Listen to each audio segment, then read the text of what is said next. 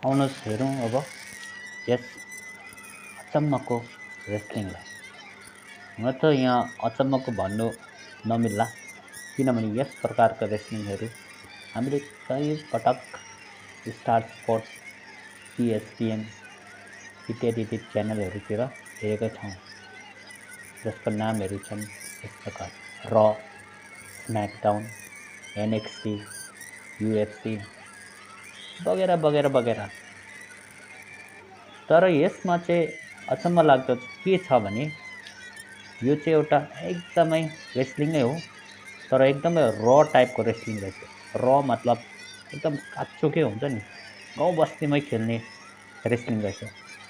यो चाहिँ अफ्रिकाको युगान्डा भन्ने ठाउँमा रहेछ।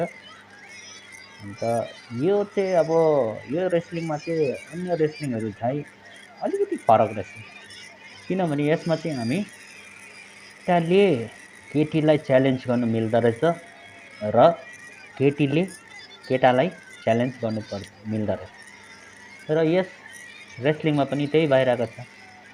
एउटा केटी, हट्टपुष्ट केटी एउटा दुब्लो केटासँग चाहिँ प्रतिस्पर्धा गरिरहेछ रेस्लिङमा। यसमा चाहिँ हामी देखिरहेछौँ यस रेस्लिङमा भइरहेको छ। र अर्को अचम्मको कुरा चाहिँ यसमा के छ भने अब हुन त त्यो र स्म्याकडाउनहरूमा चाहिँ के छ भने एकदमै त्यो भुइँ हुन्छ नि, त्यो भुइँ चाहिँ एकदमै स्पन्ज टाइपको हुन्छ। त्यसमा चाहिँ लड्दाखेरि पनि बाउन्स हुने र हतपत केही नहुने। तर यस रेस्लिङमा चाहिँ अब गाउँले रेस्लिङ त होइन, यसमा चाहिँ अब भुइँलाई चाहिँ अब खनेको रहेछ होइन, माटोहरू चाहिँ अलिक खनेर त्यसमाथि चाहिँ प्रतिस्पर्धा गर्नु परेछ। रेस्लिङ सेम छ।